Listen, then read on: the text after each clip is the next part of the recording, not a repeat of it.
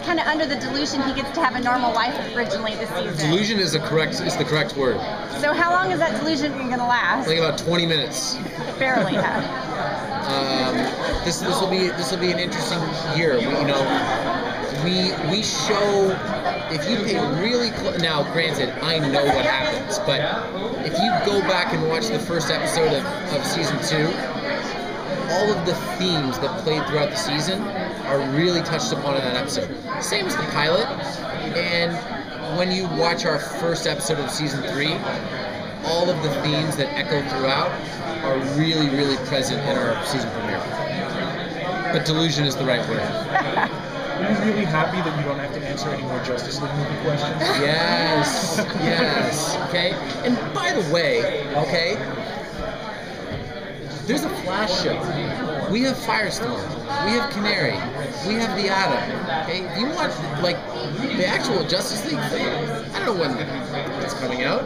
You can watch the Justice League on television, but the reason that I'm happy to not have to answer the question anymore is because I think that it undersold what we're doing on TV. I would put our degree of difficulty producing 23 episodes of television every year, spinning off a show, giving people the confidence to greenlight other DC properties, and there's 5 DC properties on television now. I would put that degree of difficulty up with producing a $250 million film. They're very different things. And I never wanted to feel as though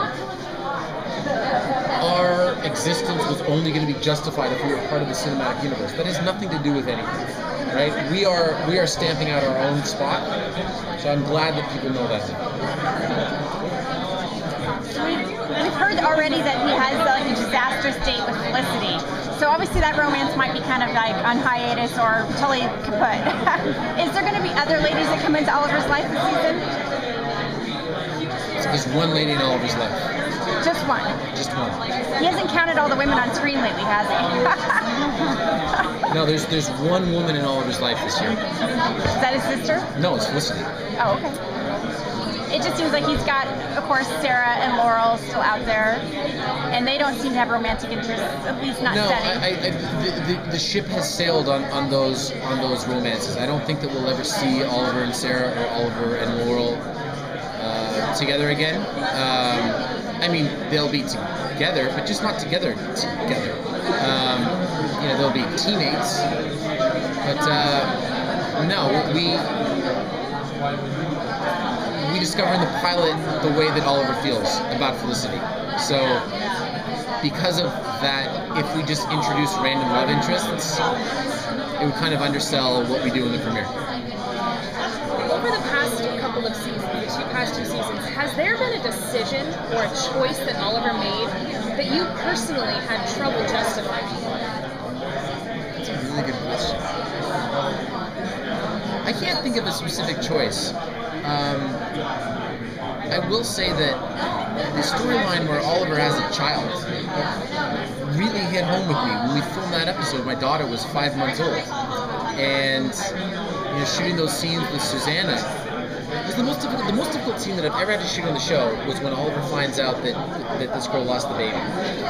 Because aside from the feelings that it stirred up in me personally, it was also my last scene with Susanna Thompson, whom I love and adore and respect and miss. So it was really difficult to divorce my personal feelings from that scene. And some of them actually shone through. So that was really difficult. But no, I mean, we live in a pretty fantastical world on Arrow, and I'm able to divorce, Oliver's reasoning from my own. Can you talk about the dynamic between Thea and Oliver this season? Because that's between Thea and Oliver, it's all about unspoken things.